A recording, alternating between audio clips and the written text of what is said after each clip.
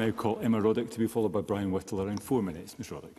Thank you, Presiding Officer. I'm grateful to Emma Harper and, of course, Christina McKelvie for bringing this debate to Chamber and giving us the opportunity to discuss a very important issue that touches every constituency, every community and perhaps every person in Scotland, certainly every person in this Chamber. It feels really weird to speak for Christina because she never needed anyone to do that. But thankfully, this is an issue that she was consistent and clear on, so I've no need to make any assumptions when I say this. She was determined to help those around her, consistently encouraging women to check themselves regularly and, crucially, attend all their screening appointments. A constituent of mine recently had a clash between an event and a breast screening, and she said to me, "I know which one Christina would have told me to go to." And what really sticks in my mind from our conversations, over and above those repeated calls to action, was her fear of getting that diagnosis. From thoughtful poetry to quick passing comment in the middle of dinner, it was always on her mind. And that is the kind of fear that I know many people are living with today and need support with. The motion rightly commends the work of charities like Make Seconds Count and Breast Cancer Now. I've engaged with Breast Cancer Now on a number of occasions, not only when they're here offering us pink feather boas, hats and sunglasses at their photo booth, but specifically on looking at what policy changes should be prioritised if we are to improve diagnosis, treatment, support and awareness of secondary breast cancer. Their campaign to improve the collection of data on how many people are living with secondary breast cancer is absolutely necessary if we're to look at what more is needed in terms of resources, advice and support for those patients. I've been very grateful for their interest in looking at local situations, taking that approach of deep diving into what is happening in all health boards, including the 5 in my own region, not just the national picture.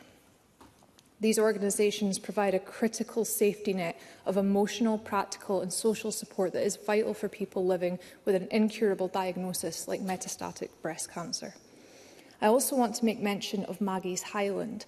I've had the pleasure of visiting the charity's premises next to Raigmore Hospital and meeting with the hard-working, passionate and friendly team, seeing for myself as I enjoyed a cup of coffee that folk of all ages were coming in and out, maybe following an appointment at the hospital, maybe because a loved one had just received news, and maybe just because they were having a bad day. And all of them were welcomed to a safe space with a supportive environment and people. This is particularly important when you consider that many of my constituents are travelling vast distances to get to the hospital.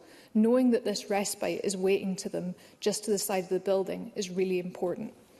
Maggie's helps to mitigate the isolation felt by patients who are often far from home when they receive difficult news. It offers a point of connection and a sense of community. Their services, including support groups and workshops on things like managing stress and living with ongoing cancer, are exactly what is needed to empower patients and help them navigate the continuous nature of secondary breast cancer. Certainly. Emma Harper. Thank you for giving way, Ms Roddick. You're mentioning Maggie Centre. The Maggie Centre in Dumfries is in progress. Does she agree that it would be absolutely fitting that a Maggie Centre is located in Dumfries because that's where the home tune is of Maggie Keswick? Emma Roddick. I wasn't aware of that until just now, but certainly it sounds fitting, and personally I would love to see a Maggie's available to absolutely everyone, because the strength and the support that I have seen people get from this charity is deserved no matter where you live. And the success of this model is a demonstration of partnership working done well. And as Parliament calls on the Scottish Government to better support people living with this condition, we must ensure this vital partnership is not just maintained but robustly funded and integrated into the overall cancer strategy. Presiding Officer, we've heard from many this evening already how personal an issue this is to folk across the Chamber, and I know that this is in common with many of those that I represent in the Highlands and Islands.